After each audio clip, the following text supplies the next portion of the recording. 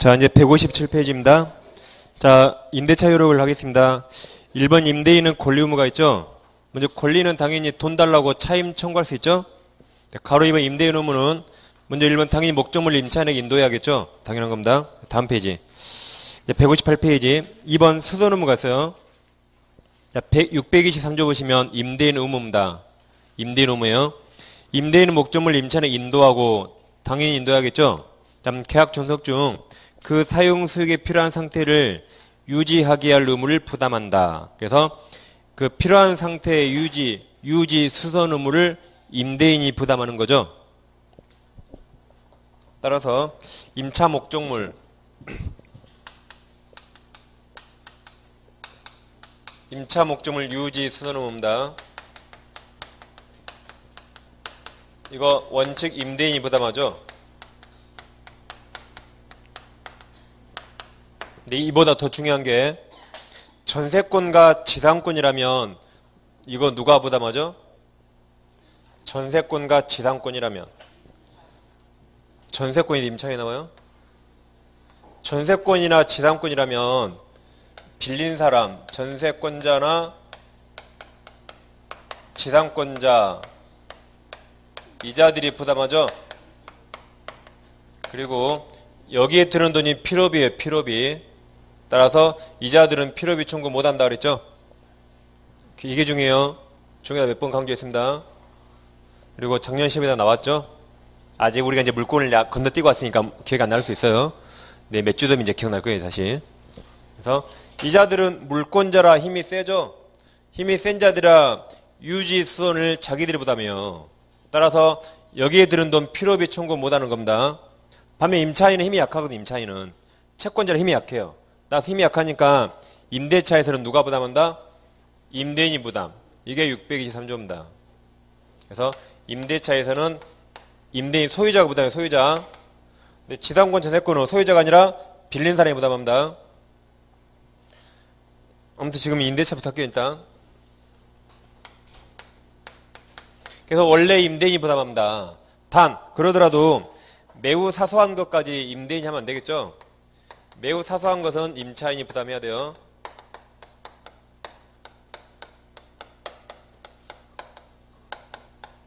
예를 들면 임대인 미국에 사는데 형광등 하나 나갔다고 전화해서 와서 고쳐주면 될까요? 안 되겠죠. 그래서 임대인이 부담하더라도 매우 사소한 것은 임차인이 부담합니다. 단 이거 임의규정이에요. 임의정이라 반대 약정 가능해요. 그래서 우리끼리는 유지 수선을 임차인이 부담한다라고 약정할 수 있습니다. 그리고 그 약정 유효해요. 임의규정이니까. 임차인에게 불리한 특약 유효입니다. 이렇게 약정하면 임차인이 유지 수선해야 돼요. 단 그러더라도 대규모 수선, 뭐 보일러를 고친다. 이런 수선은 임대인이 부담한다가 판례입니다. 이건 교통정리를 잘 하셔야 돼요. 임대차에서 원래 누가 유지 수선해야 돼요? 임대인. 단 사상은 임차인. 임의규정이라 반대약정 가능해요. 그럼 임차인 부담해야겠죠. 그러더라도 대규모 수선은 임대인이 부담합니다. 그런 식으로 밑에 1번과 2번 밑줄 위주로 읽으면 되겠어요. 그 다음 반가로 3번 보호의무는 통상 임대차에서는 임대인이 임차인 보호할 필요가 없죠. 근데 동그라미 2번처럼 숙박계약에서는 그 숙박업자가 고객의 안전을 보호할 의무가 있습니다. 다음 반가로 4번 방해 제거 의무. 제3자가 물건을 방해하면 당연히 임대인은 방해 제거해줘야 돼요. 5번 담보 책임 전달했죠? 읽으면 되겠습니다. 다음 오른쪽 오시면 이제 2번 임차인 권리 의무가 있죠? 가로를 보면 임차인 권리 중에 1번은 임차권, 당연히 임차물을 사용 수익할 수 있죠. 반가로 2번부터가 중요하죠. 반가로 2번이 비용 상환 청구고 넘기시면 반가로 3번 부속물 매수 청구. 오른쪽 페이지 반가로 4번 토지 임차인의 지상물 매수 청구. 이 세 가지 권리가 임대차에서 제일 중요해요. 임대차에서 제일 중요한 게 두 군데입니다. 지금 하실 이 세 가지 권리와 좀 이따 동의 있는 임차물 전대. 두 개가 제일 중요해요. 그래서 지금 보는 거 뭐가 중요해요? 164페이지. 164페이지. 제일 밑에 4번. 임대인 동의인은 임차물 전대에서 오른쪽까지 있죠? 다음 페이지까지. 그게 제일 중요합니다. 다음 페이지 없나? 거의 165페이지까지. 그래서 이 두 가지가 항상 정답으로 나오니까 이 두 가지는 정확히 하셔야 돼요. 이건 너무 쉬워서 시험에는 잘 안 나와요. 이것은. 오히려 이것보다 뭐가 중요하다? 그러니까 전세권자, 지상권자, 필요비 X의 그게 더 중요합니다. 오히려.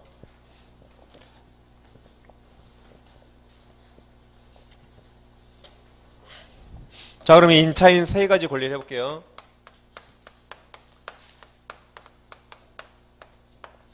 먼저 보신 게 비용상환 청구였죠? 필요비나 유익비 달라고 청구할 수 있습니다. 두 번째가 부속물 청구가 있습니다.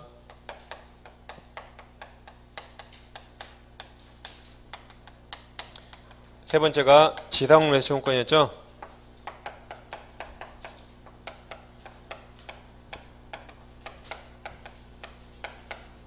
자, 비용상환 청구는 모든 임차인이 행사할 수 있습니다. 필요비, 유익비 누구나 청구할 수 있어요. 부속물 청구는 건물, 기타, 공작물 임차인, 건물 임차인이 행사할 수 있고, 지상물 매수는 토지 임차인이 행사하는 거죠. 그럼 일단 이 두 가지는 다 매수 청구권이라 이 성질이 똑같고, 이건 성질이 얘와 얘들이 완전히 다릅니다. 일단 비용상환 청구권은 규정이 임의 규정이에요. 이게 제일 중요합니다. 임의 규정. 그러니까 이 규정보다 당사자 약정이 더 우선하죠. 그래서 임차인에게 불리한 약정 유효입니다. 단 이건 다 강행 규정이에요. 강행 규정이라 임차인에게 불리한 약정 원칙 무효입니다. 무효. 그 다음 비용 못 받으면 유치권 행사할 수 있죠. 단 여기는 유치권 X였어요. 여기는 유치권 X가 보건복지부 매신, 보건복지부 매신 안 된다 그랬죠? 그 다음 임대차는 좀 이따 하겠지만 월세 2달 밀리면 쫓겨나요. 그래서 월세 2달 밀려서 쫓겨나는 채무불이행한 임차인. 이 사람 쫓겨날 때 비용 청구할 수 있습니까? 월세 2달 밀려서 쫓겨나요. 그때 비용 청구할 수 있어요? 예? 할 수 있어요. 할 수 있습니다. 모든 임차인. 그러니까 외웠잖아요. 비용은 도둑놈도 청구할 수 있다. 외웠죠?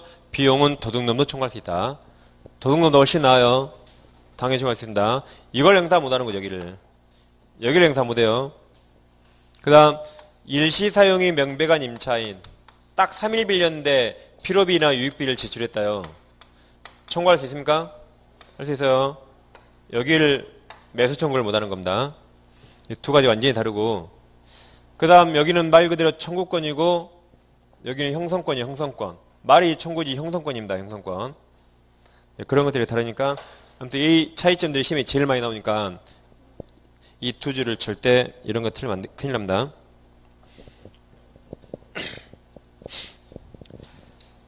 자, 그럼 이제 159페이지에 오세요. 159. 이제 626조가 있죠? 자, 1항 보세요, 1항. 임차인이 임차물 보존에 관한 필요비를 지출한 때 임대인에서 상환 청구할 수 있죠? 자, 2항. 임차인이 유익비를 지출한 경우에 임대인은 임대차 종료시죠? 임대차 종료시에 그 가액 증가가 현존한 때 하나요.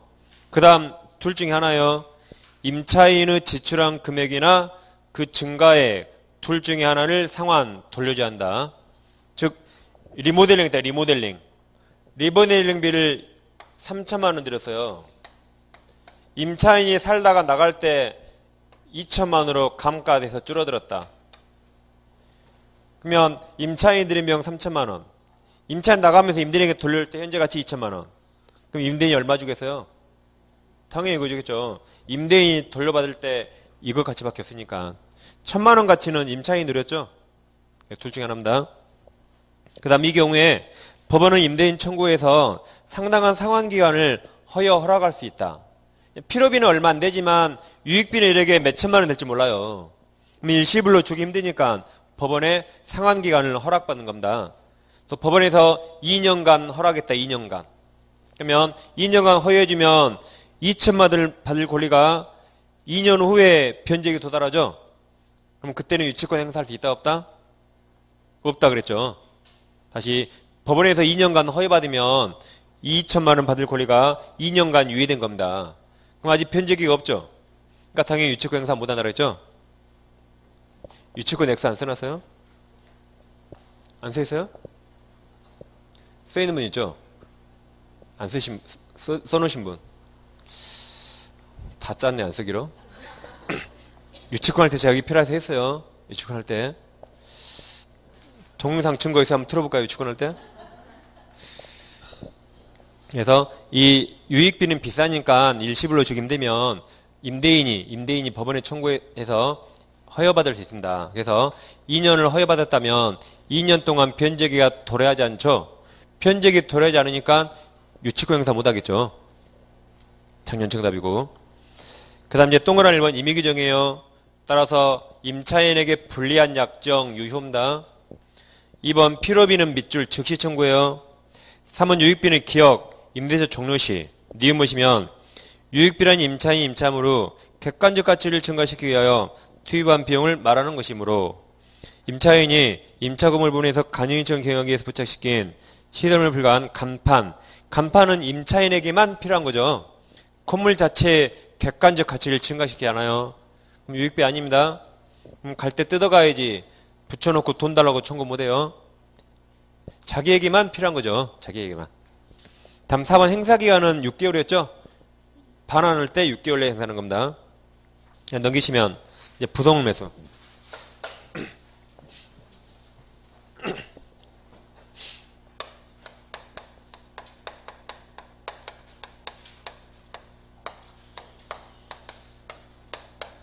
부동매수용권은 부속물은 부합물과 다릅니다. 부합물은 독립성이 없는 거지만 부속물은 독립성이 있는 거예요. 그 다음 부속물도 역시 객관적 가치 증가가 있어야 돼요.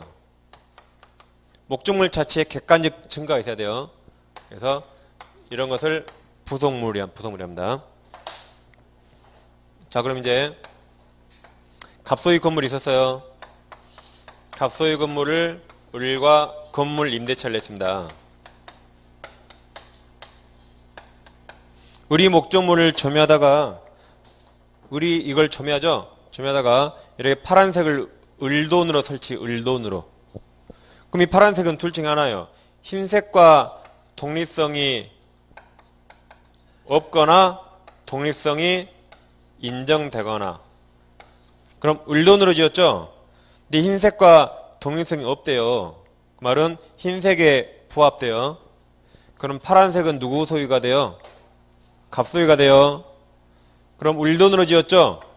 근데 갑소유가 됐어요. 그럼 우리는 나갈 때 유익비 청구. 유익비 청구받고 나가는 겁니다. 비용상환 청구. 갑소유가 됐지만 내 돈으로 했으니까 내 돈 받아야겠죠?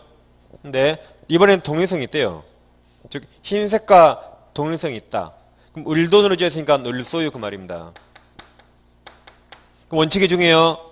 임대차가 끝나면 을 내 거죠? 원칙 을은 뜯어가야 됩니다. 원상회복해야 되니까 원칙 뜯어가야 돼요. 을은. 뜯어야 돼요. 근데 단 예외적으로 갑동이 얻어 지었거나 또는 원래 갖고 있는데 임대인에게 돈 주고 샀대요.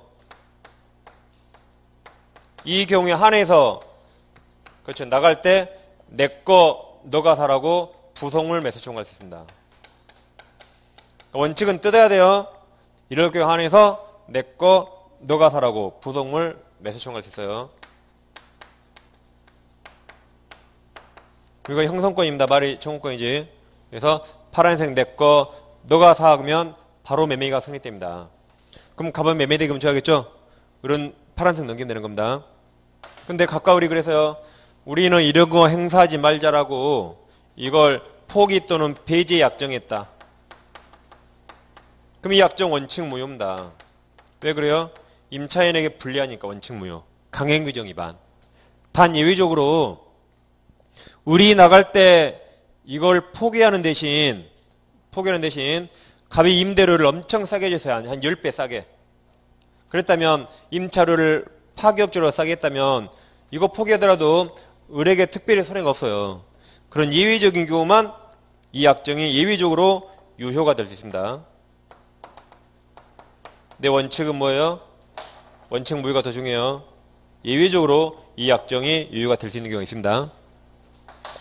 자, 한번 책을 보시면 646조 1항 법조 보세요. 646조 1항 건물 기타 공작물 임차인이 그 사용 편익을 해서 임대인 동의 얻어 이에 부소한 물건이 있는데 임대차 종료시죠. 종료시에 그런 도심이 나와요. 종료시에 임대인에서 그 부속물에서 청구할 수 있다. 2항 임대인으로부터 매수한 부속물도 똑같습니다. 그럼 동그라미 번 강행규정이죠. 그래서 기억은 강행규정이라 임차인에게 불리한 약정 원래 무효인데 니은 다만 건물 임대인이 임차 보증과 임료를 저렴하게 해준 대신 임차인이 부속물에 대한 시설비, 필요비, 권리금 등을 일체 청구하지 않기로 약정했다면 임차인은 매수 청구권 포기한 것이고 이 약정이 임차인에게 일방적으로 불리한 것으로 볼 수 없다가 예외적 유효가 될 수 있습니다. 이제 기억이 중요해요. 기억. 원칙 무효.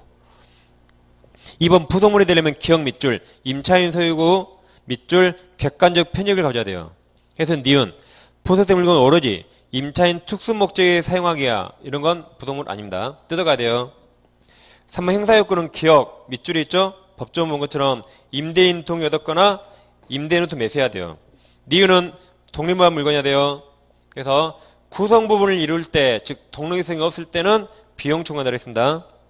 디귿은 밑줄 채무불이행 그럼 인정 안 된다 그랬죠. 예, 4번 효과는 기억의 형성권이에요. 니은 여기 아까 일시사용 X, 유치권 X 다 있습니다. 다음 오른쪽에 4번 토지 임차인의 지상물 매수 청구권이 있습니다. 자, 이제 토지 빌린 사람은 다 똑같아요. 지상권자도 인정되고 토지 전세권자도 인정됩니다. 단 토지 전세권에는 법규정이 없으니까 이건 판례가 인정해요. 그 다음에 토지 임차인에게도 인정됩니다. 여기 두 군데는 법조문이 있어요. 법조문 없으니까 판례가 인정합니다. 어차피 타인 토지 빌린 건 다 똑같거든요. 자, 그럼 실생활에는 지상권이나 토지 전세권 거의 없고 토지 임대차가 제일 많으니까 시험은 여기서 나온다 그랬죠. 그래서 세 가지 다 똑같습니다. 자, 그럼 갑소유 토지를 우리 첫째 토지 임대차 했어요. 대항력 있어요 없어요? 원칙 없다니까요. 원칙 임차권 대항력 없습니다. 그 다음에 우리 건물 지었어요. 오늘 대항력 하길 잘했네. 오늘 아까 처음에 당연히 알치고 넘어가려고 했는데 하길 잘했어요. 방금 누가 있다 그랬으니까. 없어요 대항력 원칙. 이 상태에서 임대차 기간이 끝났습니다. 기간이 끝났다. 그럼 원칙이 중요하죠. 자, 임대차 기간이 끝나면 나대지를 빌렸으니까 원칙 건물 철거하고 나대지로 돌리자겠죠. 그게 원칙입니다. 근데 철거하기 너무 아까워요. 기간 끝났는데 지상물이 멀쩡하다. 철거가 아까우니까 그때는 우리 갑에게 임대차 한 번 더 하실래요? 라고 갱신 청구할 수 있다. 갑이 오케이 하면 갱신하면 돼요. 갑이 노 거절하면 그때 우리 그럼 내 건물 너가 사라고 매수 청구할 수 있습니다. 그래서 내 건물 너가 사라고 매수 청구하면 형성권이라 갑은 무조건 사야 됩니다. 형성권이에요. 그래서 바로 매매계약이 바로 매매가 성립되는 거죠. 자, 그럼 먼저 임대인 동의는 부속물에 나와요. 지상물 매수는 임대인 동의 안 나옵니다. 일단 그거 확인하시고. 그 다음 여기서 이제 우리 내 건물 너가 사니까 건물 소유자만 행사해야겠죠? 우리 건물을 팔았다면 우리는 더 이상 행사 못합니다. 건물 소유자만. 그래서 건물 소유자만 행사할 수 있다. 두 번째, 임대차 기간 약정 안 했대요. 기간 약정하지 않으면 언제든지 해지 통과할 수 있고 임대인이 해지하면 6개월, 임차인이 하면 1개월 지나면 끝난다 그랬죠? 그래서 임대인이 해지 통고했다. 그러면 6개월 지나면 이거 끝나는 거죠. 그때 을은 당연히 매수 청구할 수 있습니다. 이때는 갱신 청구 필요 없어요. 갑이 끝내자 그랬는데 갱신하시려 괜히 더 이상해요. 이때는 갱신 청구 없이 곧바로 우리 내 건물 너가 사라고 매수 청구할 수 있습니다. 다음 이번에는 우리 이걸 대항력을 갖췄대. 이걸 토지 임대차가 대항력이 있대요. 뭐 어떨 때 대항력 있죠? 그죠? 임차권 등기했거나 또는 건물 등기했거나 아까 622조. 건물 등기하면 대항력이 생기죠. 그러죠? 그러다가 갑이 병한테 토지를 팔았다. 그럼 대항력이 뭐였죠? 갑에게 주장을 쓰는 걸 새로운 소유자에게 주장할 수 있다. 그래서 을은 원래 갑에게 매수 청구해야지만 대항력이 쓴 다음에 소유권 맡기면 을은 병한테도 내 건물 너가 사라고 매수 청구할 수 있습니다. 토지 매수인. 그게 대항력이었죠? 자, 세 번째. 이 건물에 근저당권이 있대요. 그래도 내 건물 너가 살 수 있습니다. 우리나라에 저당권 없는 건물이 있을까요? 거의 없겠죠? 그래서 근저당권 있더라도 당연히 내 건물 너가 살 수 있어요. 이때 이제 매매대금이 문제도 매매대금. 얼마에 살 것인가? 이 건물이 10억짜리래요. 근데 근저당권이 4억이 있다. 매매대금이 10억일까요? 아니면 빼고 6억일 것인가? 얼마일 것 같아요? 우리 근저당 4억 있죠? 시가 10억째 내 건물 네가 사랬어요. 그럼 원칙적으로 매매대금이 얼마일 것인가? 얼마 같아요? 10억입니까? 뺀 6억입니까? 얼마일 것 같아요? 살 생각 없어요? 사야 돼요. 형성권이나 사야 돼요. 사라면. 1번이 정답이에요. 1번. 근저당권이 K은행 앞으로 있다면, 자, 만약에 6억이라면 갑이 을이 빌린 돈 대신 승계하는 거죠. 근데 대출 승계 안 해줄지도 몰라 은행이. 신용 안 좋으면 을이 갚아야지 대출 승계 안 해줍니다. 그러죠? 그래서 원칙적으로 시가상당액이에요. 시가상당액. 10억에 매매하는 겁니다. 그럼 을은 어떻게 해야 돼요? 을은 이거 말소하고 10억 받는 거죠. 원칙적으로. 다시 어떻게 해요? 을은 이거 말소하고 원칙적으로 10억 받는 겁니다. 왜 그래요? 을이 빌렸으니까. 대출 승계 안 해줄지 모른다니까요. 그러니까 특이하게 없는 원칙, 건물 시가 그대로예요. 건물 시가. 단, 갑은 을이 이거 말소 안 하면 그때 6억만 주면 되는 겁니다. 원칙은 10억입니다. 그럼 자 161페이지 오시면 643조 봐볼게요.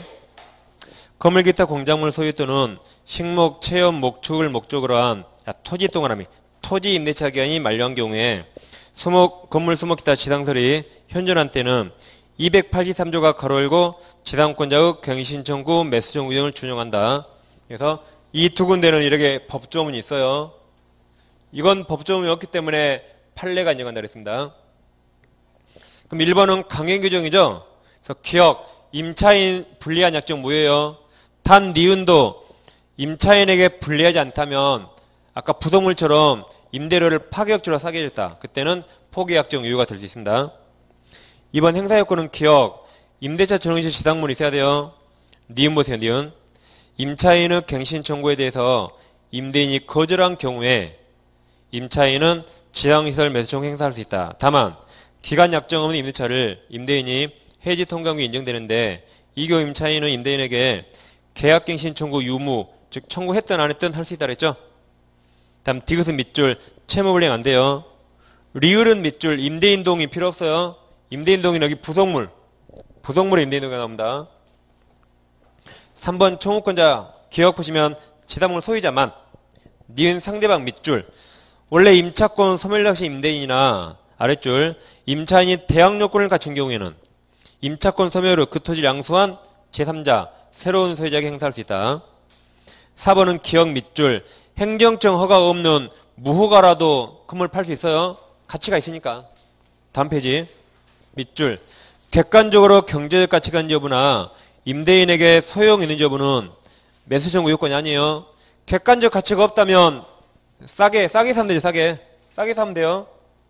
그래서 객관적 가치 없거나 임대인에게 소용 없더라도 무조건 사야 됩니다. 그 다음 니은은 밑줄이 보세요. 니은.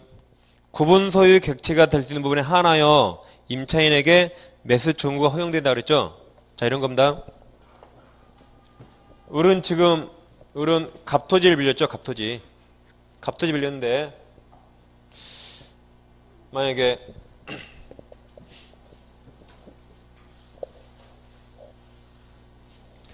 을은 갑토지를 빌렸어요. 근데 만약에 여기까지 갑토지고 여기가 제3자 소유 토지예요.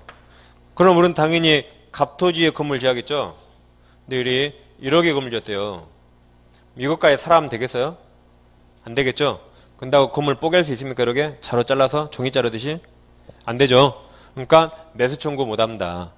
단 우리 대법원 판례가 임대인 소유 지상에 있는 건물 부분에 한해서 구분 소유 대상이 될 수 있는 것은 매수 청구할 수 있다 그래요. 근데 이론상 가능하겠죠? 우리나라 건축들이 건물 자대그리 자를 수 있어요? 다 뽀개져 버립니다. 아무튼 이론상 가능할 겁니다. 아무튼 판례가 밑줄 그은 것처럼 구분 소유 대상이 될 수 있는 부분에 한해서 매수 청구할 수 있다 판시예요. 이 전원합의체 판례라 기억하셔야 되고 니은은 약간 엉뚱한 말도 안 되는 판례지만 그 다음 디귿 보시면 민법 643조 서정의 매수청구권은 매수청구 되는 건물에 근저당권이 설정되는 경우도 인정된다. 여기까지 시험에 나왔어요. 정답으로. 그 다음부터 시험에 안 나왔어요. 이 경우에 그 건물 매수 가격은 그 아랫줄 보시면 중간에 매수청구권 행사 당시 밑줄이 나오죠. 건물이 현존하는 대로 상태에서 평가된 시가 상당액을 의미하고 그러면 10억이에요? 6억이에요? 10억. 여기에서 근저당권의 채권 최고액이나 피해담은 최고액을 공제한 금액이 얼마예요? 6억. 6억을 매수 가격으로 지원할 것은 아니다 그랬죠? 다만 매수청구 행사는 지당건물 소유자, 을이 위와 같은 근저당권을 말소하지 않은 경우 토지 소유자는 그 다음 법조문 신경 안 써도 돼요. 민법 588조에서 위 근저당권 말소 등기 될 때까지 그 채권 최고에 상당한 대금 지급을 거절할 수 있다. 그 말이 원칙 10억이에요. 원칙 10억이면 을은 이거 말소하고 10억 받으면 되겠죠. 근데 을이 말소 안 하면 갑은 6억만 주면 돼. 6억만. 그 말입니다. 근데 원칙은 10억이다. 그 말이에요. 왜냐면 을이 빌렸으니까 을이 갚아야 돼요. K은행이 대출 쓴 게 아닐 줄 모르니까. 그 다음 5번은 매수증거가는 밑줄 행사 당시 건물 시가예요. 시가. 자, 6번은 동시행관계 그랬죠. 자, 이런 겁니다.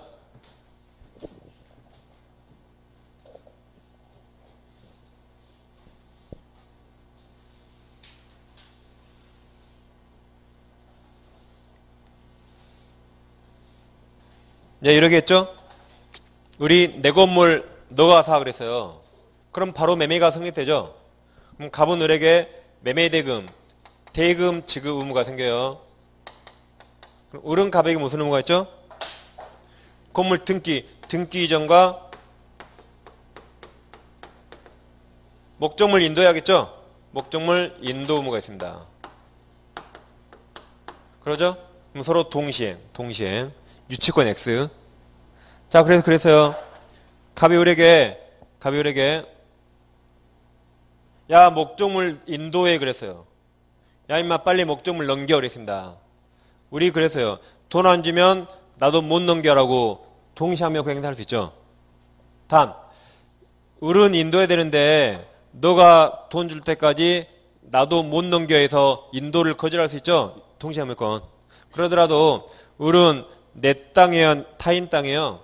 타인 소유 토지라 사용료는 줘야 돼. 월세. 그래서 너가 돈 안 주면 나도 인도 못해라고 인도 거절할 수 있지만 내 땅 아니죠? 타인 소유 땅이니까 을은 사용료는 줘야 됩니다. 서로 별개예요. 그래서 기억 보시면 매수총 행사한 후에 매수대금 지급할 때 그 재산 건물 인도를 거부할 수 있지만 니은 단. 이 경우 내 땅 아니죠? 토지의 사용료는 부당이익으로 줘야 됩니다. 7번은 유추적용 그랬죠? 토지 전세권의 판례가 유추적용합니다. 그 다음 이제 오른쪽에 양가로입 임차인 의무. 1번 차임 지급해야겠죠? 밑에 법조문은 이익의 밑줄이 있죠? 건물 임대차든 토지 임대차든 이익이 연체하면 해지할 수 있습니다. 다음 판가로 2번. 임차 목적물 원상회복 해야겠죠? 끝나면. 그럼 동그라미 2번. 누구 기책사유요? 임대인. 임대인 기책사유로 임대차 계약이 해지했다 하더라도 임차인은 그로 인한 손해배상 청구할 수 있어요. 손해배상 청구할 수 있는 변론을 하고 원상회복 의무를 부담하지 않는다고 할 수 없다가 판례입니다. 다시 원상회복 의무를 부담하지 않는다고 할 수 없다가 부담한다 안 한다? 부담한다. 부담한다. 그러니까 임대차가 끝났죠. 그럼 원상회복 해야 돼요. 단 임대인 잘못을 했으니까 손해배상 청구하면 되겠죠. 그리고 당연히 원상회복 해야 됩니다. 임차인 원상회복 해주고 손해배상 청구하면 돼요. 그럼 왜 판례가 부담하지 않는다고 할 수 없다고 하겠죠? 이제 우리를 골탕을 먹은 게 아니라 이 당사자가 부담하지 않는다고 소송을 제기했어요. 그럼 부담하지 않는다고 소송 제기면 판례가 그 말이 맞다 틀렸으면 그렇다고 할 수 없다고 합니다. 원래 당사자 주장을 그대로 써줘요. 그러니까 당사자가 나는 부담하지 않는다 그랬어요. 그러니까 판례가 그렇다고 할 수 없다 쓴 겁니다. 원래 수험생을 골탕 먹으려고 이렇게 쓴 거 아니에요. 당사자 주장 그대로 썼고 그렇다 아니다 한 겁니다. 원래 그게 명확히 판단한 거게 아시겠죠? 그래서 부담한다 그 말이에요. 이런 다시미 나왔습니다. 다음 이제 마지막 주제가 임차권 양도 전대입니다. 1번 의 629조에 있습니까? 자, 1항 임차인은 임대인 동의 없이 그 권리를 양도하거나 임차물을 전대하지 못한다. 2항 임차인 전환규정 위반한 데 임대인은 계약을 해지할 수 있는 거죠. 자, 그럼 그 밑에 양가로 1번과 양가로 2번이 있죠. 일단 이것은 동의 없는 경우예요. 좀 이따 보겠고 넘겨보시면 164페이지 164가 자 2번은 보세요. 2번 제목을 볼게요. 임대인 동의 없는 양도 전대 그랬죠. 제일 아래 3번은 임대인 동의 있는 임차권 양도 4번은 임대인 동의 있는 임차물 전대. 자, 그 말은 2번 임대인 동의 없는 경우는 양도와 전대가 똑같아요. 네, 3번과 4번은 임대인 동의가 있을 때는 양도와 전대가 서로 다릅니다. 잘 아시겠죠? 다시 동의 없을 때는 양도와 전대가 똑같아요. 근데 동의 있을 때는 양도와 전대가 완전히 다릅니다. 그걸 처음에 잘 구분하셔야 돼요. 그걸 구별 못하니까 이제 헷갈립니다. 동의 있을 때하고 없을 때하고 뭔가 좀 이상하네? 헷갈리기 시작해요. 그래서 동의 없을 때는 양도 전대가 똑같아요. 동의 있을 때는 양도와 전대가 완전히 다릅니다. 서로. 그리고 시험에서는 제일 밑에 4번이 중요하다 그랬죠?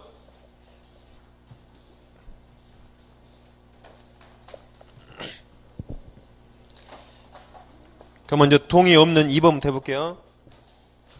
자, 우리 책 2번은 임대인 동의 없는 양도 전대입니다. 이거 끝나고 물권법 한다 그랬죠? 이거 끝나고 집에 가시는 거 아니에요? 물권법 할 테니까 쉬는 시간에 가시면 절대 안 됩니다. 다른 학원에서 보니까 두 분이 가셨더라고요. 저는 그냥 가신 줄 알았는데 바빠서 가신 줄 알았는데 수업 끝나냐고 두 분 가신 거예요. 계약부 딱 끝나니까 쿨하게 끝나자고. 전 그래 쿨한 사람이 아니에요. 좀 뒤끝이 있는 사람이라 물권법을 하고 끝낼 거니까 절대 가시면 안 돼요. 갑소유 부동산은 을과 임대차 있죠? 그럼 갑은 을 얼굴 보고 내 비싼 부동산 빌려줬죠? 근데 이 을이 갑동의 없이 병에게 갑동의 없이 무단으로 임차권을 양도하거나 목적물을 전대차했습니다. 그럼 양도했다면 양도인, 양수인, 전대차했다면 전대인, 전차인 그래 갈 수 있죠? 자, 그럼 임대인 동의 없더라도 이 자체는 둘 간의 유효예요. 둘 간의 유효입니다. 단 을은 병한테 의무가 생겨요. 갑동이 얻어질 의무를 을이 병한테 지는 겁니다. 그렇기 때문에 일단 둘 간의 유효. 그럼 둘 간의 목적물을 누가 점유해야 돼요? 병이 점유하기 직접 점유. 유효니까 을은 점유를 병한테 넘겨줘야 돼요. 그래서 을과 병 간에는 병이 점유해야 됩니다. 단, 이 점유는 갑동이 없죠? 그러니까 갑에게는 이거 불법 점유, 이거. 불법 점유입니다. 그래서 갑은 이것을 해지할 수 있어요, 해지. 근데 해지하든 말든 자기 마음이죠? 자, 그럼 갑이 만약 이걸 해지하면 을도 사용권 없죠? 그러니까 병 너 나가 그러면서 을도 사용권 없으니까 나에게 목적물을 돌려주고 너 나가 할 수 있습니다. 근데 갑이 해지하지 않으면 여전히 유효죠? 유효면 을 사용권 있죠? 이때는 병한테 을에게 목적물을 돌려주고 너 나가 할 수 있어요. 그 다음 갑이 해지하지 않으면 여전히 유효죠? 그럼 갑은 을에게 월세를 받아요. 월세 받으니까 돈 쪽으로는 갑은 손해가 없어요. 돈 쪽으로. 그래서 갑은 또다시 병한테 돈 달라고 차임 상당의 부당이득 반환이나 손해배상 청구할 수 없습니다. 을에게 월세 받으니까 손해가 없어요. 그러겠죠? 이런 식으로 이제 동의 없는 경우는 양도 전대가 똑같다 보시면 돼요. 자, 그럼 163페이지 보시면 앞에 이제 163 오세요. 163. 법조 밑에 양가로 1번과 양가로 2번 방금 했어요. 다 설명드린 거 읽어보시면 돼요. 넘기시면 이제 164페이지. 다시 2번 동의 없는 양도 전대죠. 양가로 1번 보시면 양가로 1번은 임대인과 임차인 관계되어 있죠. 여기. 이 둘 간에는 아까 해지할 수 있죠. 그게 동그란 1번. 임대인은 해지할 수 있다. 자, 2번 다만 임차인은 무단양도 전대가 임대인에 대한 배신에게 인정할 수 없는 특별한 사정이 있는 경우에는 예외적으로 해지권이 제한돼. 예외적으로. 즉 돼 있죠. 이런 말입니다. 우리 갑동의 없이 임차인 지를 병으로 바꿨어요. 근데 둘이 부부예요. 번상 부부고 둘이 가구점을 같이 운영해요. 근데 우리 갑동의 없이 임차인을 배우자 명의로 바꿨다면 갑에게 특별히 배신이나 볼 수 없죠. 그때는 예외적으로 해지권 제한된다. 그 예외적 판례입니다. 그 다음 양가로 2번은 임차인과 양수인 또는 전차의 관계죠. 그래서 을과 병 간에는 원칙 유효고 을은 병에게 의무를 부담해요. 어떤 의무? 갑 동이 얻어질 의무를 을은 병에게 주는 겁니다. 다 했던 거죠. 다음 양가로 3번은 임대인과 양수인 또는 전차인 관계죠. 그럼 동그라미 1번 아까 했어요. 불법점이라 병 쫓아낼 수 있습니다. 해지하면 을도 사용권 없으니까 갑에게 반환하고 너 나가. 해지 안 하면 여전히 유효니까 을 사용할 수 있죠. 그때 을에게 반환하고 너 나간다 그랬어요. 그 다음 동그라미 2번은 임대인은 임대차를 해지하지 않는 한 임차인에게 차임받죠. 그래서 또다시 양수인에게 차임 상당의 손해배상이나 부당이득 반환 청구할 수 없다라고 했죠. 또 시험에 아주 잘 나옵니다. 그 다음 3번이 임대인 동의 있는 임차권 양도. 설명이 없죠. 한 3줄밖에 안 되죠. 글자 수 작게 하면 2줄이에요 이거. 자, 크게 해서 3줄이요. 4번 임대인 동의 있는 전대는 오른쪽까지 엄청 설명 많죠. 다음 페이지까지. 그러죠? 그러니까 전대가 중요고 전대가 설명할 게 많아요. 임차권 양도는 설명할 게 없습니다. 자, 그래서 이제 동의 있는 임차권 양도입니다.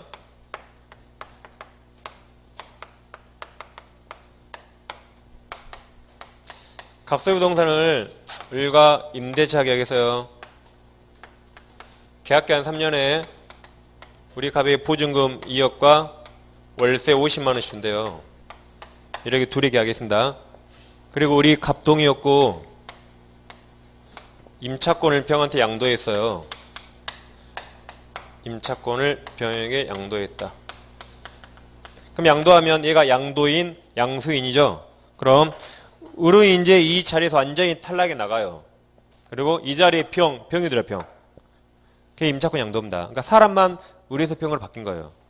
사람은 을에서 병으로 바뀌었다면 갑과 을이 맺은 계약 내용이 여기다 병을 쓰면 된다 그랬죠? 갑과 병한테 이게 그대로 승계돼요. 그대로. 그러니까 임차권 양도는 그냥 임대차입니다. 임대차. 임차인만 바뀐 거예요. 그러니까 특별히 설명할 게 없어요. 그냥 임대차니까. 지금까지 본 임대차. 자, 그럼 우리 이 중에 1년 살고 나갔대요. 그럼 남은 2년간 병이 이 조건을 하는 겁니다. 그래서 병은 을지위를 승계하는 거예요. 그래서 병을 여기다 그냥 집어넣으면 마치 갑과 병이 계약 맺은 것처럼 똑같이 하는 겁니다. 그러니까 이건 임대차하고 똑같고 사람만 바뀐 거라 설명할 게 없어요. 단, 그 전에 을이 밀린 전체 차임이 있다면 그건 을이 갚아야겠죠? 승계된 거 아닙니다. 그래서 이제 4번이 중요해요. 4번. 4번에 설명할 게 많아요. 4번은 임대인 동의 있는 임차 목적물 전대.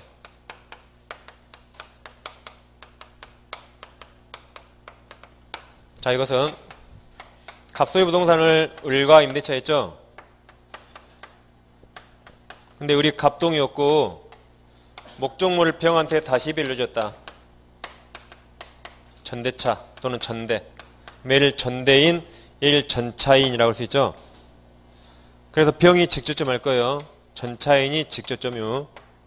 자, 그럼 이 임대차 계약은 채권이라 이 계약 당사자 갑과 을만 여기에 구속되겠죠? 전대차 계약 채권이라 이 계약 내용은 당사자인 을과 병만 여기 구속돼요. 그럼 갑하고 병은 무슨 관계죠? 아무 관계 없어요. 아무 관계 없는데 갑동이하의 갑이 비싼 부동산을 병이 사용하죠. 근데 둘이 아무 계약 관계가 없잖아요. 그러니까 법에서 두 사람 관계를 만들어줘서 법에서. 그러니까 여기는 법조문이 오른쪽에 쭉 필요해요. 오른쪽에. 아무 관계 없는데 갑동이하의 갑 부동산을 병이 사용하니까 법에서 둘 간의 관계를 만들어준 겁니다. 법에서. 뭐라 만들었냐면 전차인은 직접 임대인에게 의무를 부담합니다. 전차인은 직접 임대인에게 의무를 부담한다. 반대해서 가면 임대인은 직접 전차인에게 권리 행사할 수 있죠. 단 전차인이 직접 임대인에게 권리 행사할 수 있다. 이런 규정 없어요. 법에. 따라서 병은 갑에게 뭔가 권리를 주장하려면 직접 못 가고 을을 대위해서 갑에게 권리 주장할 수 있을 뿐이고 직접 권리 행사 못합니다. 왜 그래요? 법에 안 쓰였으니까. 그래서 임차물 양도 전대로 하는 자리고, 그리고 을은 이 자리에 그대로 머물러서 이 자리에. 양도는 을은 완전히 탈락이 나갔죠. 이 자리에 병이 들어와요. 그러니까 양도는 이제 을은 더 이상 갑보면 인사 안 해요. 갑한테 인사할 이유가 없어요. 근데 여기 을은 여전히 갑한테 90도로 인사해야 돼요. 내 임대이니까. 병도 갑한테 90도로 인사해요. 여전히. 그러니까 양도와 전대는 실생활에 별로 없어요. 실생활에 별로 없습니다. 왜 없을까요? 우리 계약기간 중간에 나갈 때 양도랑 전대하는 건데, 계약기간 중간에 보통 양도 전대는 게 아니라 내가 한 명 구해놓고 합의 해지하고 새로운 임차인이 들어온 거죠. 보통 그런 거지. 양도 전대는 실생활에 별로 안 합니다. 그래도 그나마 있다면 전대가 더 많을 거예요. 왜 그래요? 전대가 더 유리해. 임대인에게. 왜 유리할까요? 나한테 2명이 인사해 90도로. 여기는 이제 을은 나한테 인사한다니까요. 병만 있어요. 병만. 그러니까 이게 더 좋잖아요. 선물도 2번 받아요. 명절 때. 여기는 한 번만 받는데. 그래서 아마 양도와 전대가 있다면 우리가 갑이라면 전대라는 게 더 유리해요. 우리가 을이라면 양도하고 난 나가버려야겠죠? 양도가 더 유리할 겁니다. 일반적으로. 그래서 이제 이게 실생활에 좀 더 많을 거예요. 그러니까 판례도 더 있는 겁니다.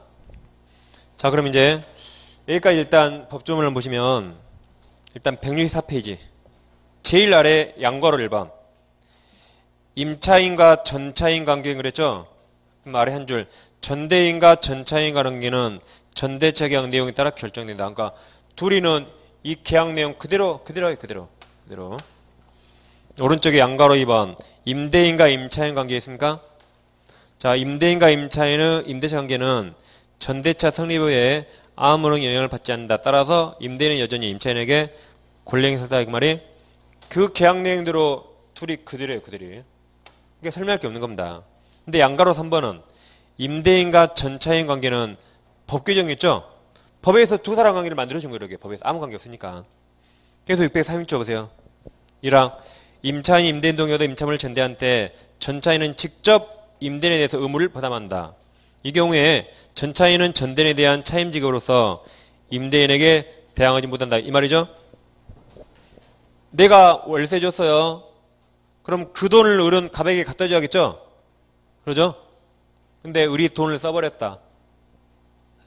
그래서 갑이 야 월세 내놔 그러면 병은 을에게 줬는데요 라고 대항 못합니다. 또 줘야 돼요 갑에게. 그리고 을을 누가 잡으러 가요? 내가 잡으러 가서 야 임마 그 돈 왜 썼어라고 받으면 되겠죠? 갑이 잡으러 간 게 아니에요. 그래서 내가 월세 줬는데요 라고 대항 못해요. 우리 돈 써버렸다면 갑이 돈 내라 그러면 또 돈 줘야 돼요. 그리고 병이 을을 잡아서 그 돈 받으면 되겠죠?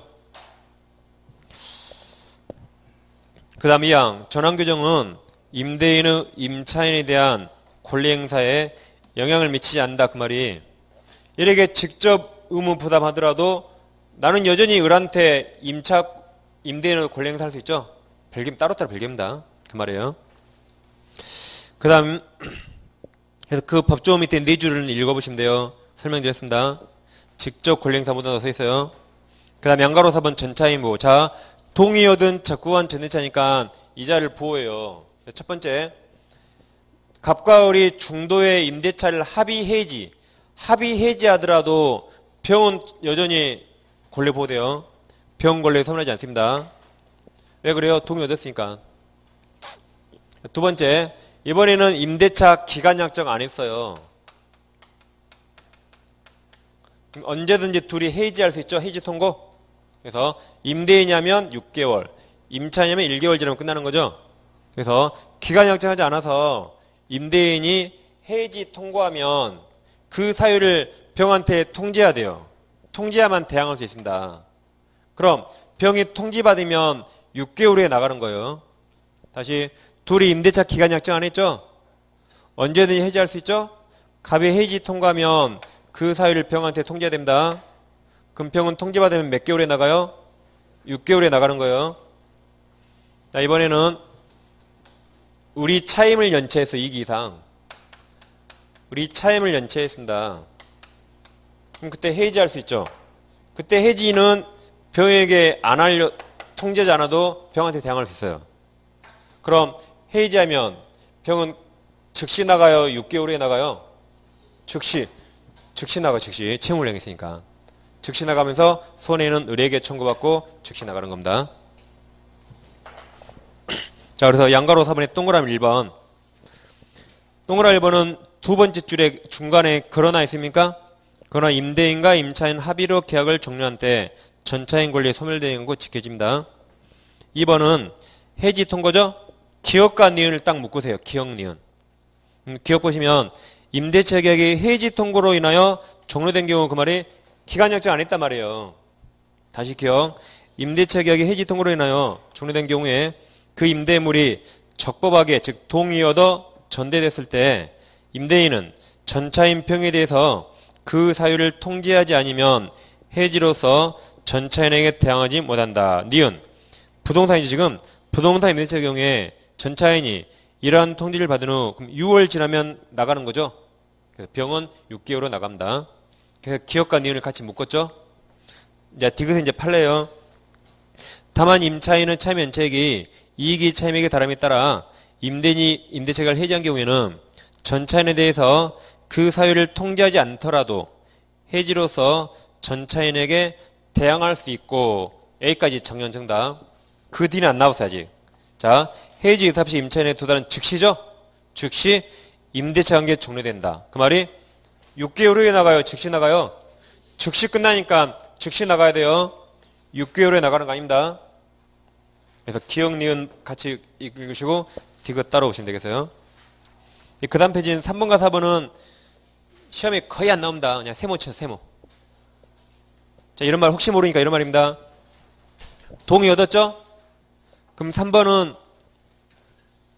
얘가 토지 전차인이라면 내 건물 너가 사라고 지상으로 요청할 수 있어요.